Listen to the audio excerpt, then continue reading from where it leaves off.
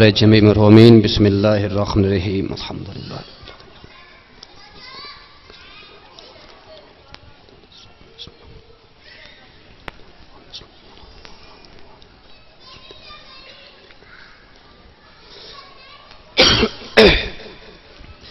نادي عليشن مظهر العجائب تجده وعنا لك في النوائب كل هم وغم سينجلي بعصمتك يا الله وبنبوتك يا محمد وبولايتك بعليشن بعلي یا قاہر العدو یا والی الولی یا مظہر العجائب یا مرتضی علی مالک خالق ہماری اس عبادت کو اپنی بارگاہ میں قبول و منظور فرما۔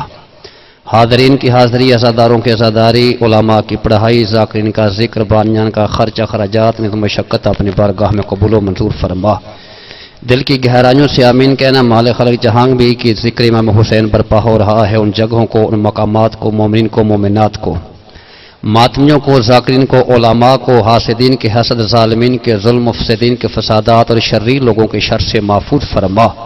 پالنے والی ہماری ان دعاؤں کو اپنے بارگاہ میں شرف قبولیت عطا فرما۔ بحق محمد و زہرا صلوات بلند آواز سے پڑھنا۔ اعوذ باللہ من الشیطان الرجیم بسم اللہ الرحمن الرحیم الحمدللہ رب العالمین والصلاة والسلام علی رسولہ الکریم وعلى أهل بيته الطيبين الطاهرين المعصومين ثم الصلاة والسلام على صاحب الدعوة النبوية والصولات الحيدرية والإسمة الفاطمية والحلم الحسنية والشجاعة الحسينية والإبادة السجادية والمآثر الباكرية والآثار الجعفرية والعلوم القاسمية والحجج الرضوية والجود التقوية والنقاوة النقوية والهيبة العسكرية والغيبة الإلهية القائم بالحق الذين أذهب الله عنهم الرجس وطهرهم تطهيرا۔ ثم الصلاة والسلام على حسين وعلى جد الحسين وعلى جدة الحسين وعلى آباء الحسين وعلى أم الحسين وعلى أصحاب الحسين وعلى أبناء الحسين ولعنت الدائمة على أعداء الحسين من يوم عداوتهم إلى يوم الحسين۔ أما بعد فقد قال رب الحسين في ميراث جد الحسين بسم الله الرحمن الرحيم إياك نعبد وإياك نستعين۔ نعرہ تکبیر۔ آپ تھوڑے نہیں، کافی اب آپ تشریف فرما ہے۔ نعرہ تکبیر، نعرہ رسالت، نعرہ حیدری، حسینیت، یزیدیت، بلند آواز سے صلوات محمد و محمد۔ ہے توجہ، گفتگو شروع کریں جی۔ آپ نے آپ کو تھوڑا نہیں سمجھنا، انشاءاللہ تھکاوٹ، تھک جانا انسانی فطرت ہے۔ یہ ذکر علی محمد یہ کثرت کا محتاج نہیں ہے، یہ اللہ خود ملائک کو حکم دیتا ہے، حسین کا ذکر ہو رہا ہے، تم بھی شرکت فرماؤ۔ اس میں میں اسی علاقے میں محرم کے ایام میں ملائک کی مجالس میں آمد کافی پڑھ چکا ہوں۔ ابھی چونکہ جو مجھے ٹائم دیا گیا ہے، وقت دیا گیا، اس کے مطابق میں چند ایک معروضات پیش کروں گا۔ اگر ذہن نے ساتھ دیا انشاءاللہ تو کسی حد تک کامیابی اللہ عطا فرمائے گا۔ ایک دفعہ بلند آواز سے صلوات پڑھ لیں۔ قرآن مقدس 114 صورتوں پر محیط ہے۔ کتنی صورتیں ہیں؟ 114۔ ان 114 صورتوں میں جو اللہ نے فضیلت، مقام، مرتبہ سورہ فاتحہ کو عطا فرمایا ہے، کسی اور کو عطا نہیں کیا۔ سمجھ آ رہی ہے میری بات کی؟ جو اللہ نے سورہ فاتحہ کو عظمت بخشی ہے، سورہ فاتحہ کو مقام عطا کیا ہے، پورے قرآن میں کسی دوسری صورت کو وہ مقام عطا نہیں کیا۔ کیوں؟ نبی فرماتے ہیں مسلمانوں، اپنی نماز میں سورہ یاسین پڑھ، ثواب ہے، نہ پڑھ تیری نماز باطل نہیں۔ سمجھ آ رہی ہے میری بات کی؟ آل عمران پڑھ، ثواب ہے، نہ پڑھ نماز باطل نہیں ہے۔ سورہ بقرہ پڑھ، ثواب ہے، نہ پڑھ نماز باطل نہیں ہے۔ سورہ قدر پڑھ، ثواب ہے، نہ پڑھ نماز باطل نہیں ہے۔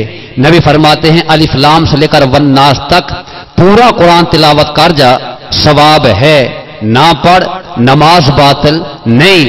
مگر یاد رکھنا، وہی اللہ کے نبی کائنات کے نمازیوں کو مخاطب ہو کر اعلان کر رہے ہیں کہ پورا قرآن پڑھ ثواب ہے، نہ پڑھ نماز باطل نہیں، مگر یاد رکھنا لا صلاۃ الا مع الفاتحہ، اس وقت تک تیری نماز قبول نہیں ہوگی جب تک اس میں فاتحہ نہیں پڑھے گا۔ سمجھ آ رہی ہے بات؟ یعنی ہر نماز میں واجب کون سی صورت ہے؟ صورت ہے۔ حالانکہ آپ قرآن پڑھ کر دیکھ لیں، ہر جگہ پہ قرآن مقدس میں اللہ تبارک و تعالیٰ نے قرآن کی قسمیں کھائی ہیں، رسول اللہ نے اس کی عزت کی قسمیں کھائی ہیں۔ تو یا اللہ پورا قرآن تیری کتاب ہے، تیری وحی کے مطابق نازل ہوا ہے، لیکن جو اعزاز تو نے فاتحہ کو عطا کیا ہے وہ پورے قرآن میں کسی دوسری صورت کو عطا نہیں کیا۔ پھر سوچنا تو چاہیے نا کہ جب سارا کلام الہی ہے تو سورہ فاتحہ کو وہ عظمت کیوں عطا فرمائی ہے؟ ایک اور دوسری بات، جب کسی کا مرض ہے، کہاں سے آ رہے ہو؟ جی فاتحہ سے۔ سمجھ آ رہی ہے نا؟ کہاں پہ جا رہے ہو؟ جی فاتحہ پہ۔ کیوں بیٹھے ہو؟ جی فاتحہ پہ۔ یہ کیوں نہیں کہتے یاسین پہ بیٹھے ہیں؟ یہ کیوں نہیں کہتے یاسین پڑھ رہے ہیں؟ نہیں، کوئی مرے تو فاتحہ۔ پریشان تو نہیں ہوگے؟ کہیں سے آ رہے ہو؟ جی فاتحہ سے۔ تو ذرا سوچنا تو چاہیے نا کہ آخر سورہ فاتحہ میں وہ عظمت کون سی ہے؟ سورہ فاتحہ کو وہ مقام اللہ نے دیا کون سا ہے جو پورے قرآن میں کسی دوسری صورت کو اللہ نے عطا نہیں کیا؟ توجہ۔ تو جب ہم علماء کے پاس پہنچے، ذرا اس مسئلے کا حل بتا دیے۔ سورہ یاسین قرآن کا دل ہے لیکن نماز میں واجب نہیں ہے۔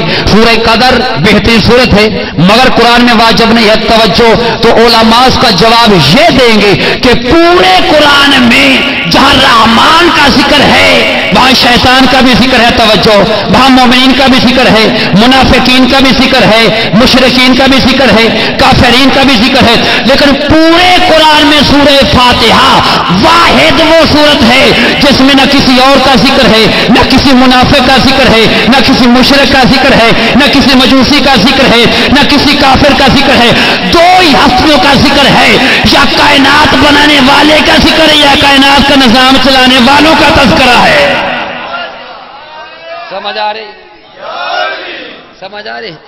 پورے قرآن میں واحد سورہ فاتحہ ایسی ہے پورے قرآن میں۔ ہاں ایک سورت ہے جس کو سورہ توحید کہتے ہیں، بسم اللہ الرحمن الرحیم، قل هو اللہ احد اللہ الصمد لم یلد ولم یولد ولم یکن له کفوا احد۔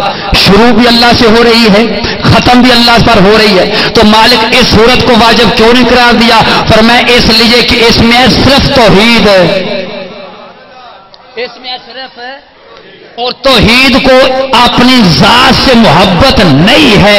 فرمایا میں نے اس سورت کو واجب قرار دیا ہے جس میں توحید بھی ہے اور توحید منوانے والوں کا ذکر بھی۔ کیوں؟ اس لیے جب نماز پڑھو گے تم جتنا چھٹکارا چاہو گے، جتنا ان سے دور بھاگنا چاہو گے، جتنی ان سے نجات مانگنا چاہو گے، جتنے اس دروازے سے بھاگنا چاہو گے، کم از کم نماز تو پڑھو گے نا۔ نماز پڑھنا دلیل ہے، یا اپنی نمازوں سے سورہ فاتحہ کو نکالنا پڑے گا یا در زارا پہ جھکنا پڑے گا۔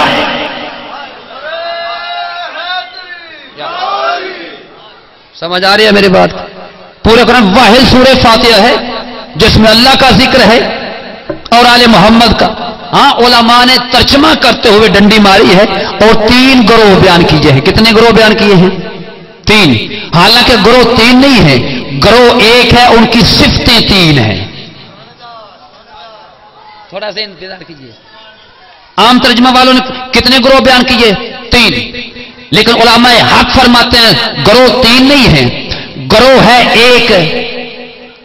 بیان کی ہیں صفتیں، جو 3 صفتیں بیان ہوئے ہیں وہ ہیں 1 گروہ کی صفتیں۔ مثلا میں قریب سے شروع کرتا ہوں، ترجمہ کرتا ہوں۔ اہدنا الصراط المستقیم، یا اللہ ہمیں صراط مستقیم پہ قائم رکھ، یا صراط مستقیم دکھا، یہ الگ موضوع ہے۔ کون سا؟ صراط الذین انعمت علیہم، پہلا گروہ جو عام ترجمہ ہے ان لوگوں کا رستہ جن پر تو نے انعام کیا ہے، یہ پہلا گروہ۔ عام جو ترجمہ کیا جاتا ہے یہ پہلا گروہ ہے۔ جن پر تو نے کیا کیا ہے؟ انعام. صراط الذین انعمت علیہم، جن پر تو نے انعام کیا ہے، یہ پہلا. غیر المغضوب علیہم، اور ان لوگوں کا نہیں جن پر تو نے غضب کیا ہے، یہ ہے دوسرا گروہ. ولا الضالین، اور ان کا بھی نہیں جو گمراہ ہوئے ہیں. اس ترجمے سے گروہ بنتے ہیں تین. کتنے؟ تین. لیکن علماء حق فرماتے ہیں نہ، گروہ تین نہیں ہے، گروہ ایک ہے، صفتیں تین ہیں. صراط الذین انعمت علیہم، جن پر تو نے انعام کیا ہے. غیر المغضوب، وہ کبھی مغضوب نہیں ہوئے. ولا الضالین، اور کبھی گمراہ بھی نہیں ہوئے. سمجھ آ رہی ہے؟ گروہ ایک، صفتیں تین. اور صفتیں ہیں کیا؟ جن پر تو نے انعام کیا ہے. یہ پہلی صفت ہے. کیا کیا ہے؟ انعام. پہلی، جن پر تو نے اپنا انعام کیا، یہ پہلی صفت ہے. اور دوسری، وہ کبھی مغضوب نہیں ہوئے، ان پر طرح کبھی غضب نازل نہیں ہوا. رکھ علماء کے سر پر قرآن، پوری کائنات میں کہ ایسا خاندان دکھا جو مغضوب نہ ہوا ہو. مغضوب اس وقت ہوتا ہے جب ہوتی ہے جہالت. اللہ کا غضب کب نازل ہوتا ہے؟ جب انسان نافرمانی کرے. اور نافرمانی کب ہوتی ہے؟ جب انسان جاہل ہوتا ہے، اور جاہل ہے نجاست. جاہل کیا ہے؟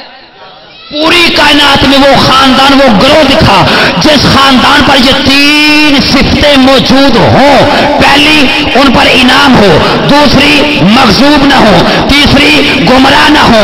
پوری کائنات میں ایک ہی خاندان ہے جو ماں کی گود میں بیٹھ کر ماں کی پیشانی چوم کر عرض کرتا ہے، اماں اگر تو اجازت دے میں بتاؤں لوہوں پر لکھا کیا ہوا ہے.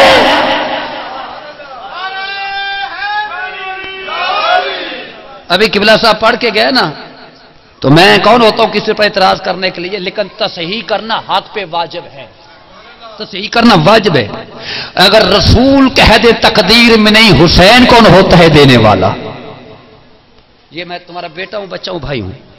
ہاتھ جوڑ کر، تقدیر میں ہونا اور بات ہے، لوہوں کی تاریر میں ہونا اور بات ہے. جب رب نے قدموں پہ ہاتھ لگا کر کہا حضور بیٹا نہیں ہے، پیغمبر نے زبان سے جواب نہیں دیا، نہیں، رسول نے لوہوں کی تاریر کو دے کر کہا میں کیا کروں، تحریر پہ لکھا نہیں ہے. قدموں پہ حسین ہاتھ لگا کر کہتا ہے نہ لکھا نہیں، لکھوایا تو جا سکتا ہے. مقدر اور ہے، لفظ مقدر پہ وقت ملا تو بحث کروں گا. نہ لکھا نہیں، لکھوایا تو جا سکتا ہے. جب حسین نے کہا نہ لکھا نہیں، لکھوایا تو جا سکتا ہے. اب پیغمبر نے جو بھی نگاہ اٹھا کر دی تو ساتھ لکھے ہوئے تھے. پیغمبر فرماتے ہیں یا اللہ میں نے کہا نہیں تھا، فرمایا محمد کہا نہیں تھا، ارادہ تو کیا تھا. کہا نہیں تھا، ارادہ تو کیا تھا.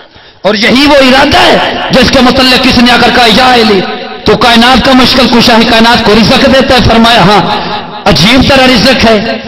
اس رزق کی محاضرہ اپنے گھر بھی موڑ، تیرے بچے فاقے کر رہے ہیں، کائنات کو رزق دے رہے.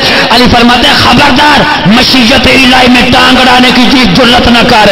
میں اگر علی چاہوں تو دیوار سونے کی بن جائے. جب کہنا علی چاہوں تو دیوار سونے کی بن جائے، دیوار سونے کی بنی. علی نے ہاتھ رکھ کر کہا میں نے تجھے کہا تو نہیں تھا. دیوار سے آواز آئی علی کہا نہیں تھا، ارادہ تو کیا تھا. ارادہ تو کیا تھا. لوہوں کی تاریر بدلی جا سکتی ہے. پریشان تو نہیں ہو.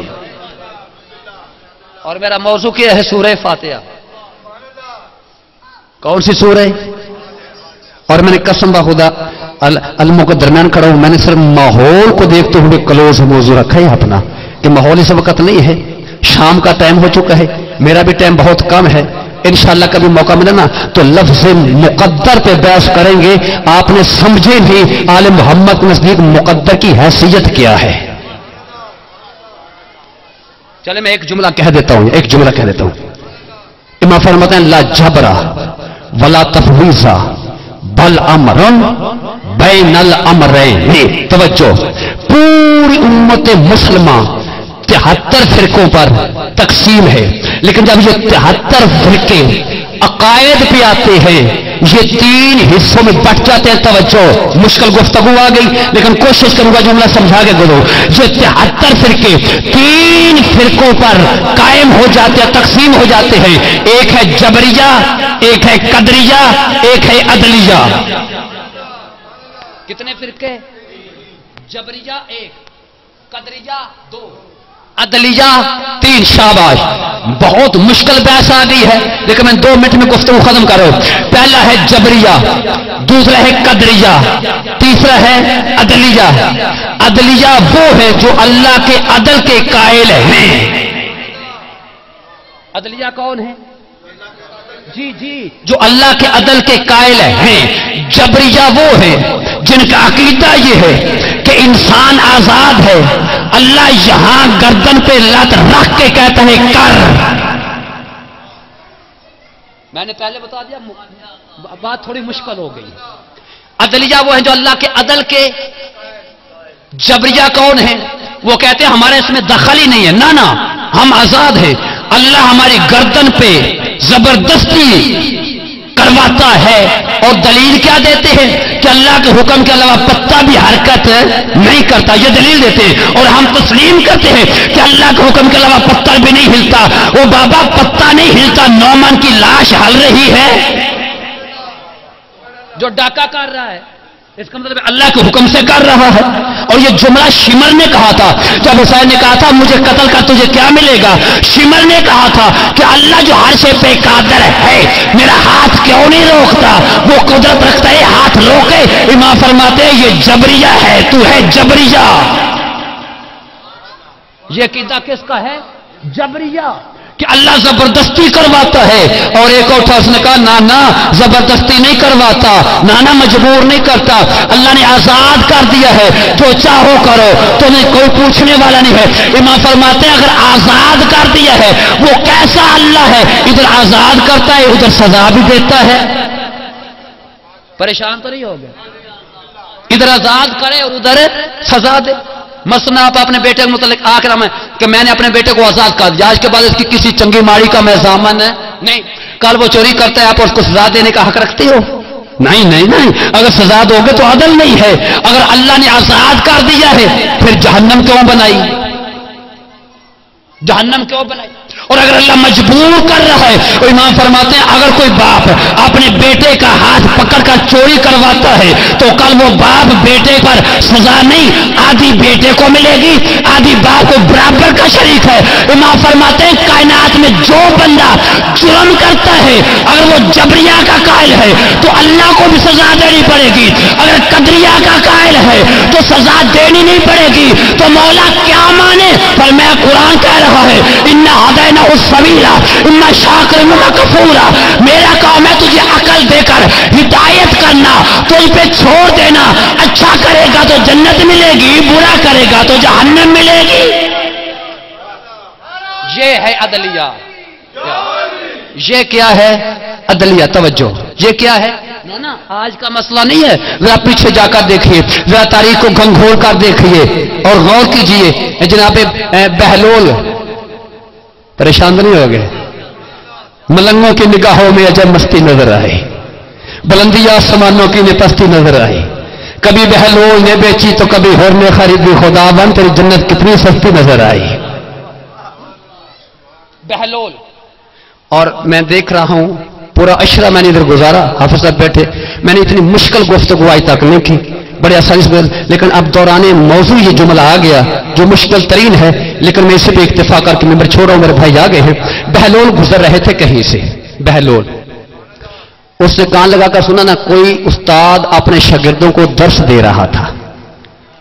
اور درس کیا دے رہا تھا؟ کہ امام جعفر صادق 3 بیان دیتے ہیں، قول ہے امام کہ میں تینوں کی تردید کرتا ہوں، جھوٹے ہیں نعوذ باللہ. یہ ہے عدلیہ. توجہ، یہ کیا ہے؟ عدلیہ. بہلول نے سنا ہے میرے امام کے قول پہ حملہ، رکا. شاگرد پوچھتے ہیں کیا؟ وہ کہتا ہے امام یہ پہلا یہ کہتے ہیں کہ انسان عدلیہ میں پابند ہے، دوسرا کہ شیطان کو اللہ جہنم میں پھینکے گا. سمجھ آ رہی ہے؟ وہ کہتے ہیں میں کیسے مانوں، شیطان بھی ہے آگ کا کس کا ہے؟ جہنم میں بھی ہوگی آگ، آگ آگ کو کیسے جلائے گی؟ اور دوسرا وہ کہتے ہیں، امام فرماتے ہیں کہ خدا جسم نہیں رکھتا، پھر یہاں بات آ جائے گی۔ ہمارے ہاں عام ایک روٹین ہوتی ہے کہ خدا وجود نہیں رکھتا۔ بابا وجود رکھنا اور بات ہے، جسم رکھنا اور بات ہے۔ پھر باتوں سے بات نکل آتی ہے، مشکل مراحل آ جاتے ہیں۔ اللہ کے متعلق یہ عقیدہ رکھنا کہ اللہ جسم رکھتا ہے، یہ شرک ہے۔ اللہ کے متعلق یہ عقیدہ رکھنا چاہیے اللہ واجب الوجود ہے، وجود ہونا اور بات ہے، جسم ہونا اور بات ہے۔ مثلا لیسا کمثلہ شیء، اللہ کی مثل کوئی شے تو نہیں ہے۔ سمجھانے کے لیے مثال دے رہا ہوں، میری آواز تم تک آ رہی ہے یا نہیں آ رہی؟ آ رہی ہے نا، آواز آ رہی ہے، اس کو پکڑ سکتے ہو؟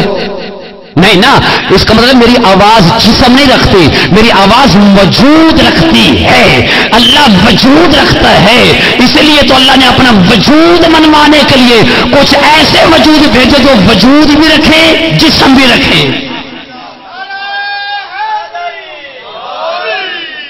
اس نے کہا وہ کہتے ہیں کہ اللہ وجود جسم نہیں رکھتا، اللہ جسم سے پاک ہے، تو جو جسم رکھتے ہی نہیں ہے، سمجھ آ رہی ہے، وہ ہوتا ہی نہیں ہے۔ جب اس نے یہ سنا نا، بہلول کو غصہ آیا، اس نے مٹی کا پتھر اٹھایا، استاد کو مارا۔ جب استاد کو مارا، استاد کا سر پھٹا۔ بہلول آگے آگے، شاگرد پیچھے پیچھے۔ دوستوں لوگوں بھائیو، یہ کتنا مسئلہ جبریہ قدریہ عدلیہ کا بہلول نے ایک چھوٹے سے مسئلے میں حل کیا ہے، اور قسم با خدا یہ پورے علماء اگر متحد بھی ہو جائے نا تو ایسی جبریہ عدلیہ قدریہ کی بحث حل نہیں کر سکتے اس طرح بہلول نے حل کی ہے۔ بہلول آگے آگے، پیچھے پیچھے استاد اس کے شاگرد۔ بہلول پہنچا وقت کے بادشاہ کی حکومت میں، کچہری میں۔ بادشاہ، اس نے ہمارے استاد کو مارا ہے۔ بہلول مارا ہے؟ فرمایا ضرور مارا ہے، انکار نہیں، سچوں کا ماننے والا ہوں، جھوٹ نہیں بولوں گا۔ سمجھ آ رہی ہے نا؟ مارا ہے، کیوں مارا ہے؟ فرمایا یہ دلیل تو نے مانگی میں دوں گا، مگر اس وقت دوں گا کہ کٹہرے میں اس طرف وہ ہو، اس طرف میں ہوں، درمیان میں تو ہو، فیصلہ تو کرے گا۔ اس طرف بہلول کھڑا ہوا، اس طرف مسلمانوں کے بہت بڑے امام کھڑے ہوئے۔ ہاں کیوں مارا؟ وہ کہتے ہیں اس سے پوچھ اپنے شاگردوں کو کیا درس دے رہا تھا؟ وہ کہتا ہے میں پہلا درس یہ دے رہا تھا کہ جو انسان کرتا ہے وہ اللہ کرواتا ہے۔ وہ جبریہ پہ آ گئی نا بحث، جو کرواتا ہے انسان نہیں کرتا، اب کون کرواتا ہے؟ اللہ۔ فرمایا ٹھیک ہے۔ اور دوسرا یہ کہہ رہا تھا اللہ جسم رکھتا ہے، اگر جسم رکھتا تو اللہ ہے ہی نہیں، نعوذ باللہ۔ اور تیسرا یہ کہہ رہا تھا شیطان بھی آگ کا، جہنم میں بھی آگ ہے، آگ آگ کیسے گزرے، یہ کہہ رہے تھے۔ ہاں بہلول فرماتے ہیں پھر تو بتا، جو تجھے میں نے پتھر مارا وہ پتھر تھا کس کا؟ جی مٹی کا۔ تو کس کا بنا ہوا ہے؟ جی مٹی کا۔ وہ کہتا ہے مٹی مٹی کو لگی ہے، تکلیف تجھے کیوں ہو رہی ہے؟ مٹی مٹی کو لگی، تکلیف تجھے کیوں ہو رہی ہے؟ اور دوسری بات تو یہ کہہ رہا تھا خدا وجود رکھتا ہے جسم نہیں، تو تو بتا جو تجھے درد ہو رہی ہے مجھے دکھا کہاں ہے؟ وہ کہتا ہے وجود رکھتی ہے، جسم نہیں رکھتی ہے، نظر نہیں آتی۔ اس نے بہلول کہتا ہے جس طرح وہ ہے نظر نہیں آتی، اس طرح اللہ ہے نظر نہیں آتا۔ اور تیسرا تو کہہ رہا ہے جبریہ کا قائل تھا، کس کا؟ جبریہ کا۔ جبریہ کا تو یہ کہہ رہا تھا جو کرواتا ہے اللہ کرواتا ہے۔ ہاں تو بہلول فرماتا ہے پھر پتھر میں نے مارا نہیں، مروایا ہے اللہ نے۔ کس نے مروایا ہے؟ اللہ سے پوچھ جس نے مروایا ہے۔ جب یہ بات ختم ہونا وہ بزرگ خاموش ہوئے، اور پھر بہلول کہتا ہے کاش تم توحید کو سمجھ جاتے۔ قسم بخدا توحید کو اگر کہنا سمجھ آتی، یہ جبریہ عدلیہ قدریہ والی اگر بحث ہی نہ ہوتی تو امام حالت قید میں تھے، دونوں ہاتھ کمر پر رکھ کر کہتے ہیں میں کیا کروں جس توحید کو میرے نانا نے پتھر کھا کر منگوایا، آج لوگ جبریہ اور قدریہ کے قائل ہو گئے ہیں۔ انہیں پتہ نہیں ہے کہ ان اللہ یامر بالعدل والاحسان، جو اللہ ہمیں عدل کا حکم دے رہا ہے خود عدل نہیں کرتا، وہ خود اللہ عدل نہیں کرتا۔ لہذا پوری صورت میں یا اللہ کا ذکر ہے یا اللہ کی بہترین مخلوق کا ذکر ہے۔ توجہ، پریشان تو نہیں ہو گئے؟ بسم اللہ الرحمن الرحیم، الحمدللہ رب العالمین الرحمن الرحیم مالک یوم الدین ایاک نعبد و ایاک نستعین، یہاں تک ہے توحید۔ یہاں تک کیا ہے؟ اهدنا الصراط المستقیم صراط الذین انعمت علیہم غیر المغضوب علیہم ولا الضالین. یہاں تک ہے لوگ گروہ ایک ہے، صفت تین ہے. ہر نمازی نماز میں کیا کہہ رہا ہے؟ یا اللہ ہمیں ان لوگوں کا رستہ دکھا جن پر تو نے قائم رستہ نعمتیں قائم کی ہے، جو گمراہ نہیں ہوئے، جو ظالم نہیں ہیں. تو ماننا پڑے گا نماز اللہ کی، راستہ لوگوں کا. نماز کس کی؟ راستہ کس کا؟ سا اٹھانا. نماز کس کی؟ اللہ کی. راستہ کس کا؟ لوگوں کا. ادھر نے جانا صرف ایک جملہ کہا کہ میں ممبر چھوڑ رہا ہوں، میرے بھائی آگے ہیں، ٹائم بھی قریب ہونے والا ہے.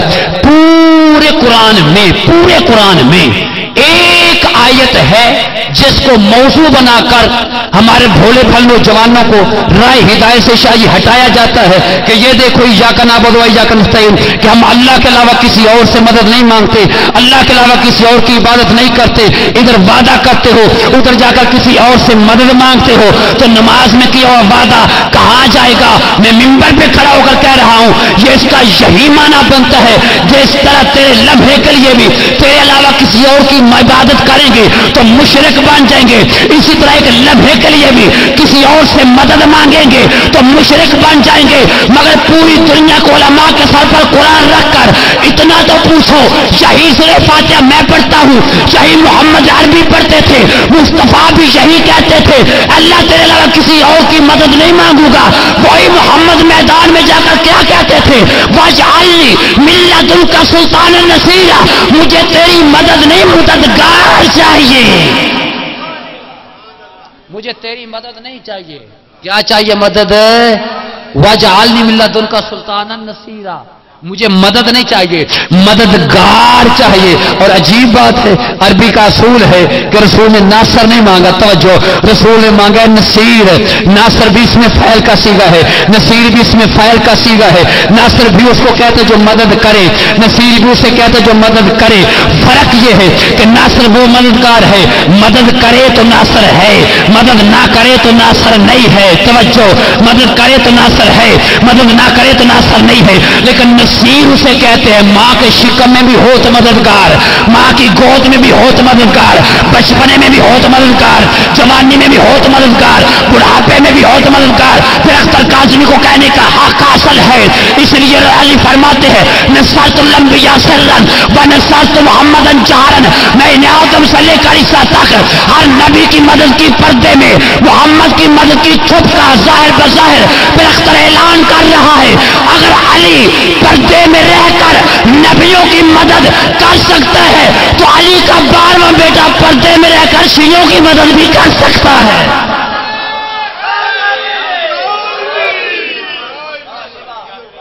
لیکن افسوس اس بات کا ہے، دکھ اس بات کا ہے کہ جس کام میں ہم اللہ کے علاوہ کسی اور سے مدد نہیں مانگتے، مسلمان کو وہ کام ملے ہی نہیں ہے. وہ کام تو بتائے نا، پریشان تو نہیں ہوگے کہ اگر ہم کسی اور سے مدد مانگیں گے تو اللہ سے کیا ہوا وعدہ جھوٹا ہو جائے گا. وہ کام ہے کون سا؟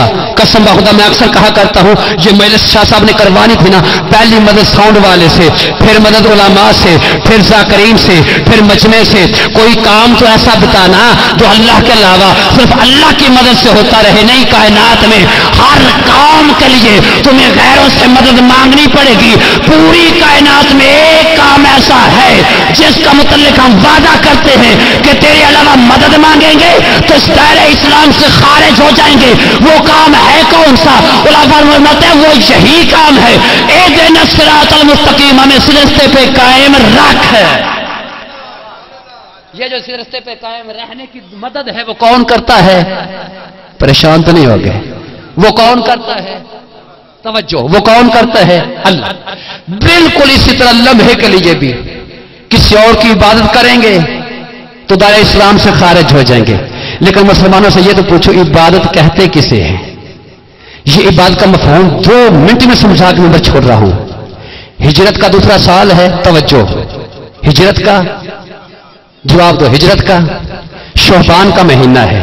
شعبان کی 15 تاریخ ہے، منگل کا دن ہے، مصطفیٰ کا شہر مدینہ ہے، مسجد قباء ہے، ظہر کی نماز ہے، دوسری رکعت ہے، نماز پڑھانے والے محمد عربی ہے، پڑھنے والے مصطفیٰ کے صحابی ہیں. جب دوسری رکعت میں اللہ کے نبی پہنچے فوری اللہ نے فرمایا, دوسرا پارہ شروع ہو رہا ہے, فوری اللہ فرماتا ہے میرا حبیب میں جانتا ہوں تو مجھ سے کیا مانگ رہا ہے. توجہ, میں جانتا ہوں مجھ سے کیا مانگ رہا ہے. یہی چاہتا ہے نا کہ تیرا چہرہ میں اس بیت المقدس سے پھیر کر بیت اللہ کی طرف کر دو.